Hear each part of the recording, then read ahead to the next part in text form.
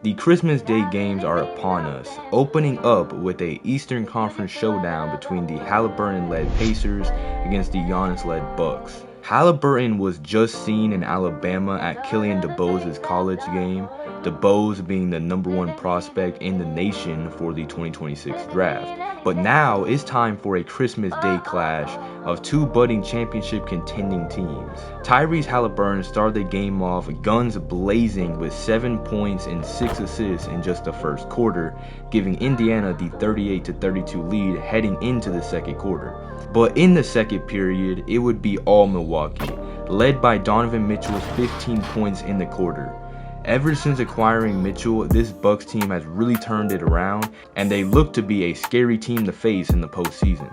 After the first half of the game, it was tied up at 67 apiece, and in the third quarter, it would end up being a battle of the support pieces.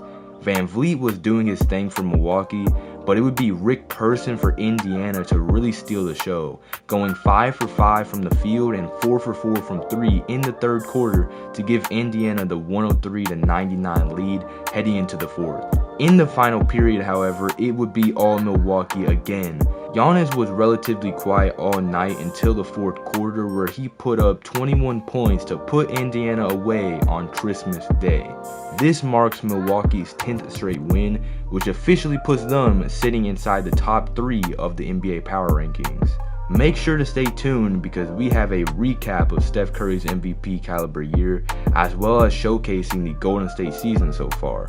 But for now, the last Christmas Day game of the episode is a Western Conference showdown between the San Antonio Spurs and Minnesota Timberwolves. After trading for Gary Trent Jr. from the Clippers, this Timberwolves starting 5 is deadly. That's not even adding in that they nearly made the finals last year, so now they have an upgrade at center with Robert Williams and a 3-point specialist in Gary Trent Jr. at small forward. The Spurs are one of the hottest young teams we've seen in recent history. Just a few years ago they were a lottery team, but now they are currently the first seed in the West, surpassing the Thunder and Nuggets for that title. The Wolves are not bad off themselves, currently sitting as the 4th seed, and they look to make a finals themselves for the first time in team history. Led by Damian Lillard's insane scoring averages throughout the beginning of the year, Lillard is currently averaging 33 points a game and 35 points a game at home. It's clear even though Dame is getting up there in age, this team is really ran through him. The Spurs have been incredible as of late, led by their offense that has been simply rolling. Popovich has integrated his old style of play into the new era, and it's been working wonders. But tonight, it would not be San Antonio's game to win.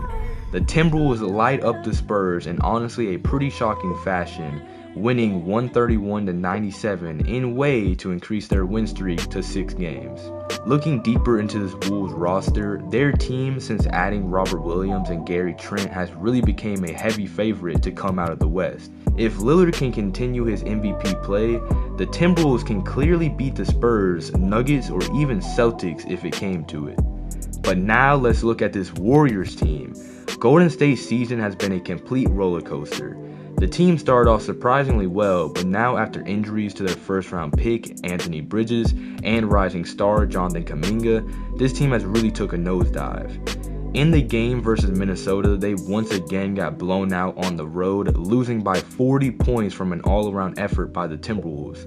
Steph Curry has beaten all wash narratives by having an MVP caliber season even at the age of 37, but there's no way he can even be seriously considered due to the Warriors' awful record.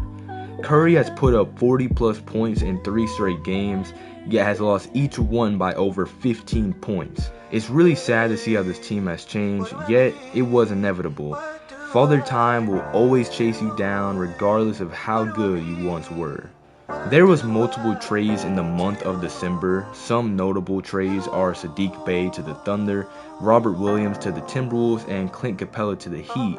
But the biggest one was Spencer Dinwiddie heading to Phoenix to bolster up a struggling Suns team, while the Lakers hand the keys over to their rookie point guard, Xavier Williams. Speaking of the Lakers, let's take a look at the rookie point guard showdown at New Orleans.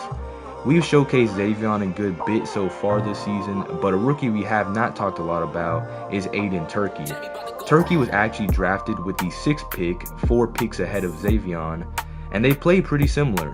Both solid scorers with great playmaking skills, but Xavier is much more athletic and is a better defender, while Turkey was a lot safer of a pick, and also his great performance in the NCAA tournament helped his stock tremendously, while Xavier might have had the worst performance in the NCAA tournament out of every top 10 pick. So far this year, however, Xavier has been playing at a Rookie of the Year level and has been outplaying Turkey. But do not sleep on Aiden Turkey, however.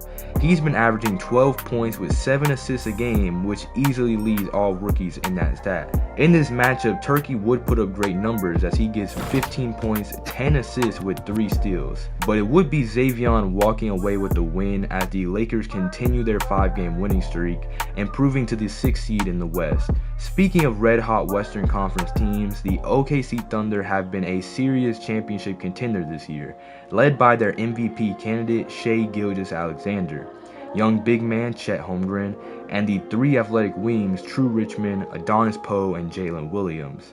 On the other hand, the Magic were supposed to be a top 5 team in the East, but they have been disappointing to say the least.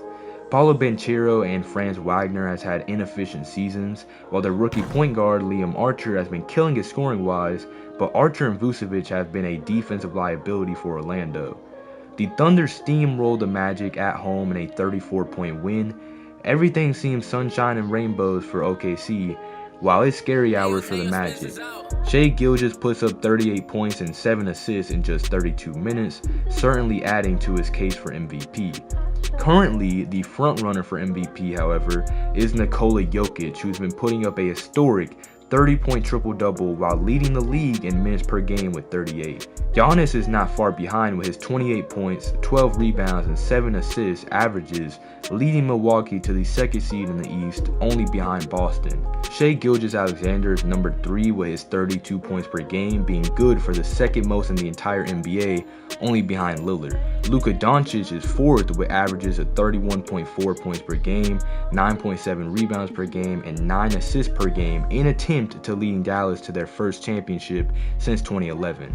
And at number 5, we have Victor Wembanyama being the dark horse contender to win, as he leads San Antonio to a top 2 seed in the West with averages of 26 points per game, 12.5 rebounds a game, and nearly 4 blocks a game. And that will be the end of the video, guys. Thank you for watching.